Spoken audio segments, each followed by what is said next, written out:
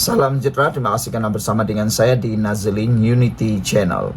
Saudara-saudara sekalian, apabila Anwar membatalkan lawatan 68 pegawai kerajaan ke Berlin, satu Malaysia bersetuju. Satu Malaysia gembira. Mereka bersetuju dengan tindakan Anwar Ibrahim ini. Kenapa mereka bersetuju? Kerana ini jawapan Anwar Ibrahim. Perdana Menteri Anwar Ibrahim memaklumkan pentadbirannya membatalkan lawatan ke luar negara yang dirancang untuk 68 pegawai kerajaan sebagai langkah memperketatkan perbelanjaan awam yang berlebihan. Ini yang terbaik, kata netizen.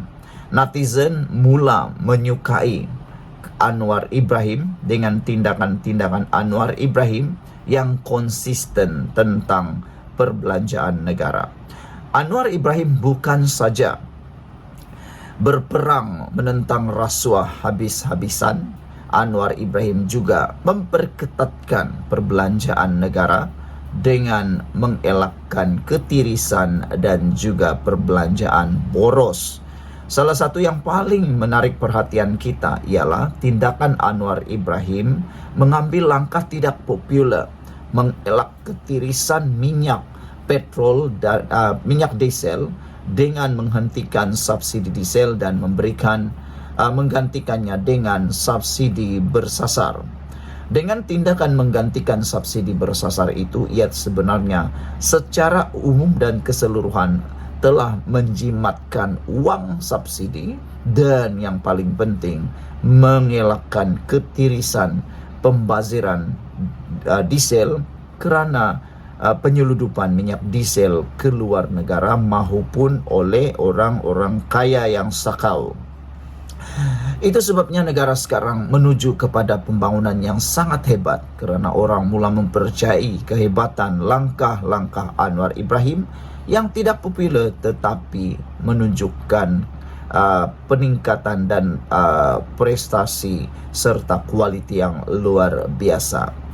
Selain daripada itu, tindakan Anwar Ibrahim memerangi rasuah luar biasa.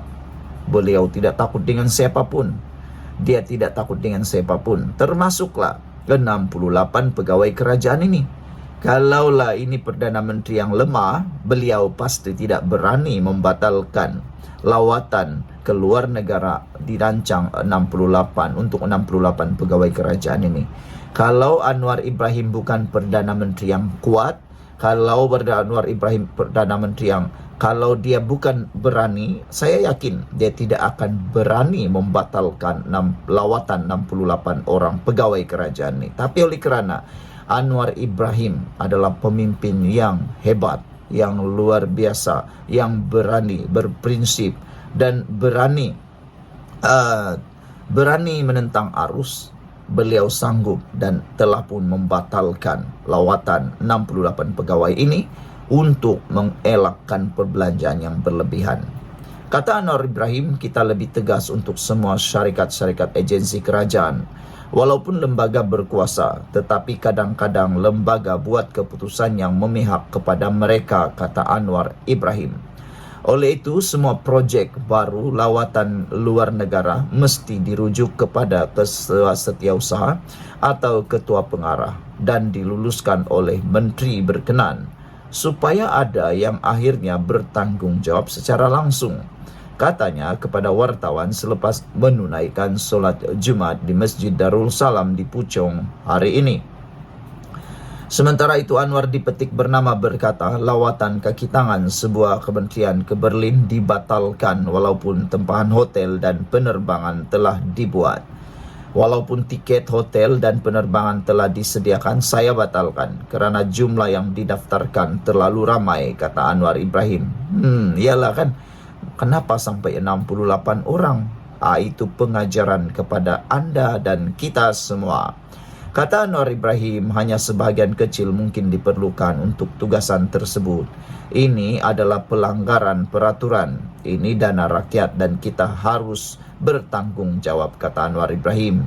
Saya semalam telah mengadakan pertemuan dengan Ketua Setiausaha Negara Samsul Azhari Azri Abu Bakar, Ketua Pengarah Perkhidmatan Awam, Wan Ahmad Dahlan, Wan Abdul Aziz, semua ketua setiausaha dan ketua jabatan untuk menegaskan pendirian kerajaan dan minta kerjasama mereka dalam hal ini, katanya. Perdana Menteri juga berkata semua menteri bertanggungjawab terhadap sebarang kelulusan yang diberikan. Menteri yang ingin melawat mana-mana negara perlu mengemukakan kertas cadangan kepada jemaah menteri, dan biasanya kita akan menilai semula sama ada perlu membawa kaki tangan tertentu atau tiada keperluan sama sekali, katanya. Atau lebih baik tangguhkan sahaja lawatan tersebut dan sekalikan dengan lawatan Perdana Menteri di mana MOU Memorandum Persefahaman boleh turut ditandatangani dalam majlis yang sama. Ini akan jimat belanja, kata beliau lagi. Beberapa komen daripada netizen tentang isu ini adalah, kata Black Hawk, ketua-ketua GLC harus sedar, masa untuk bersenang-lenang dengan duit syarikat berkaitan kerajaan sudah berakhir. Lihat saja sebagai contoh syarikat penerbangan Malaysia memanjang mengalami kerugian. Kenapa? Sebab orang-orang besarnya tak mengamalkan jimat cermat, kata Black Hawk 5137. Open-minded kata, the problem is both direction are all cronies of politician and the CEO, katanya. They are there just earn buta money. The solution is to ensure board director are appointed on merit, kata open-minded 2281. Apabila pandangan anda, pendapat anda tentang isu kali ini, jangan lupa tinggalkan komen anda. Sila tekan butang subscribe. Kita jumpa lagi. Bye-bye. Salam sejahtera. Terima kasih kerana bersama dengan saya di Nazilin Unity Channel. Kali ini Anwar Ibrahim sudah tak tahan lagi dengan karena keji, jijik yang dibuat oleh parti pembangkang. Manakan tidak, setiap hari pembangkang meratib. Kononnya Anwar Ibrahim tidak lagi layak dan sebagainya. Kononnya pembangkang sibuk, terutamanya PAS masih sibuk mahu nak cari kawin lagi. PAS sibuk nak cari kawin lagi dengan UMNO, pemimpin-pemimpin yang hianat dengan Zahid Hamidi. Dalam kenyataan terkini PAS, mereka kata mereka berminat dengan UMNO tapi bukan dengan Zahid Hamidi.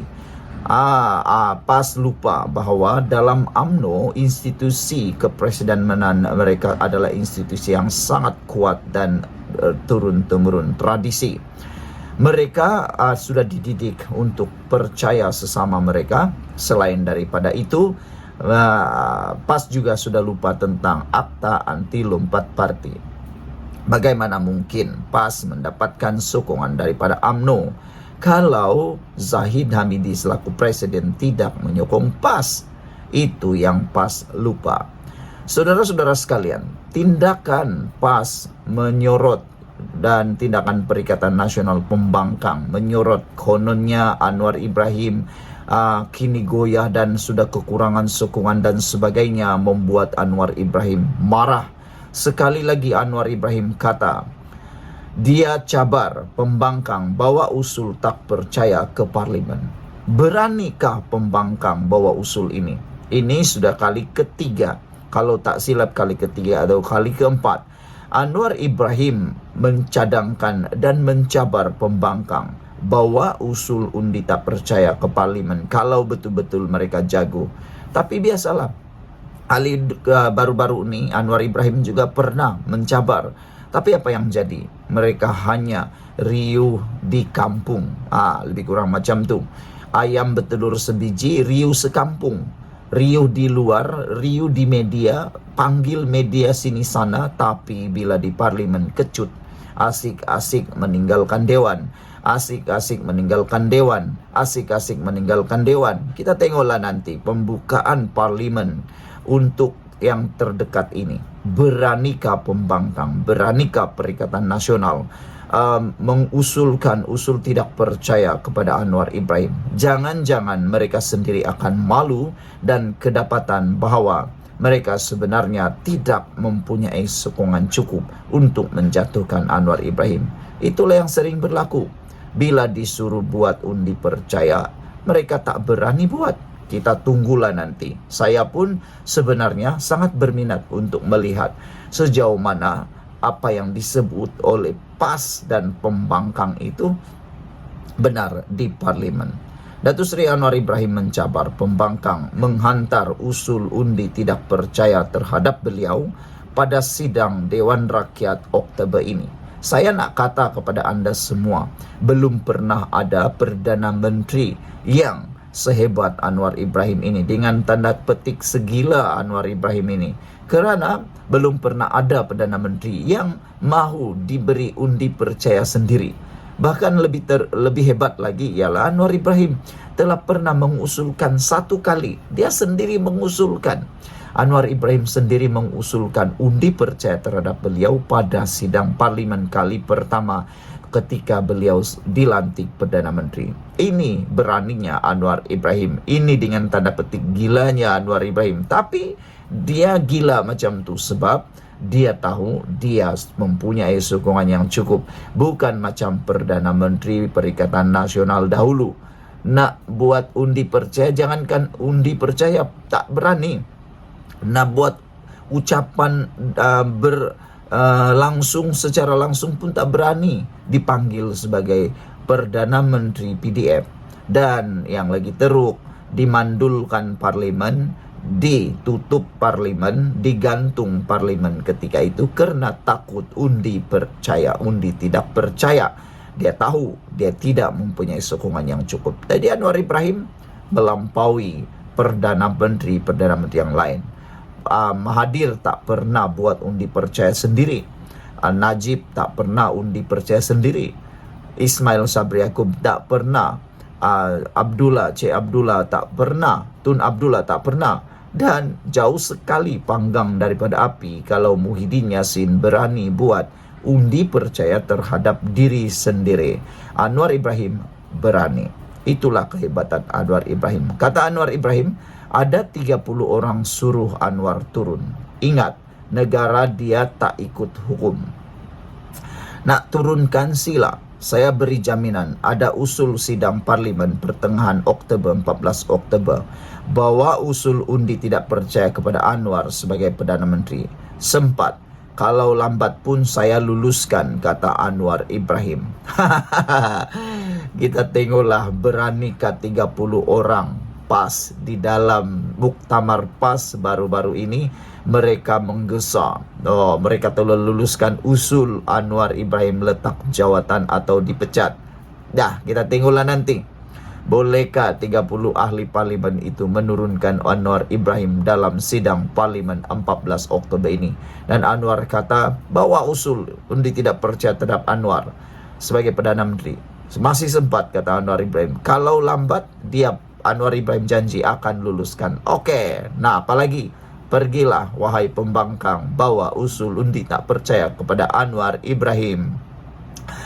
Anwar Ibrahim berkata demikian ketika berucap pada Himpunan Keadilan Suara Rakyat Suara Keramat dari Reformasi ke Malaysia Madani di Stadium Aziata Bukit Jalil sebentar tadi.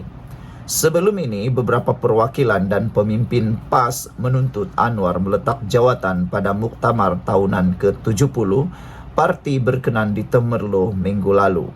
Ini bukanlah kali pertama beliau mencabar Perikatan Nasional untuk membentangkan usul berkenan di Dewan Rakyat. Anwar membuat cabaran serupa pada 11 Januari dan 6 Mei tahun lalu dan menambah beliau akan memendekkan tempo notis. Gesaan untuk menguji keabsahan Anwar Ibrahim itu susulan dakwaan Presiden PKR itu tiada majoriti muda 112 sokongan ahli parlimen dengan merujuk kepada gerakan Langkah Dubai. Saudara-saudara sekalian, beranikah